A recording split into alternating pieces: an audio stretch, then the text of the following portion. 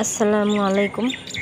আমি উস্তা কাটতে আসছি ছাদে। আজকে 3-4 দিন পরে আসছি, কারণ এতদিন কিন্তু ছাদে ছিল, বৃষ্টি ছিল, প্রচণ্ড বৃষ্টির কারণে অনেক ক্ষতি হয়েছে আমার। এই দেখেন, যেই উস্তাগুলো এরকম সোজা দেখবেন নিচে চলে আসছে সোজা হইয়া, এগুলো কখনো কাটবেন না, এগুলো অনেক লম্বা হইব। এই যে দেখেন, এগুলো কিন্তু একেবারে সোজা, এগুলো আমি কাটবো না। আর এই যে দেখেন, এগুলো কিন্তু ছোটো, তাও কাইটা নিছি, কারণ কোনো কারণে এই যে দেখেন বাঁকা হয়ে গেছে। বাঁকা ছোট হয়ে গেলে এটা কাইটা নেবেন, এগুলো বড় হয় না। যেগুলো বাঁকা হয়ে যায় ওগুলো আর বড় হয় না। কিন্তু এই যে এটা কাইটা নিব, এটা জানি কি পোকায় কামড় দিছে।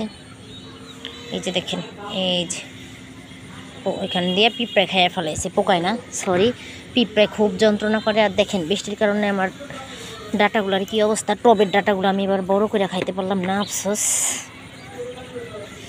বৃষ্টির কারণে এই যে দেখেন গোড়া পইচে গেছে, এইটারও গোড়া পইচে গেছে।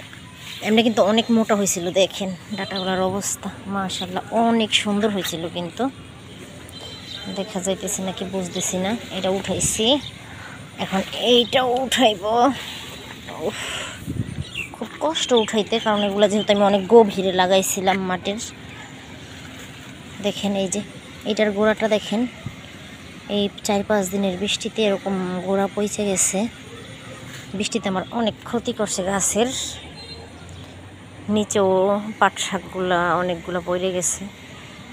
অনেক ভালো লাগলো। দেখেন, আপনাদের যার যার ভালো লাগে এভাবে গাছ লাগাইতে, প্লিজ লাগাবেন। মাটি থাকলে মাটিতে লাগাবেন, নাহলে টবে লাগাবেন। দেখেন ডাটা দুটা কত সুন্দর, একদিন কিন্তু তরকারি হয়ে যাবো এই 2টা ডাটায়, মাশাআল্লাহ।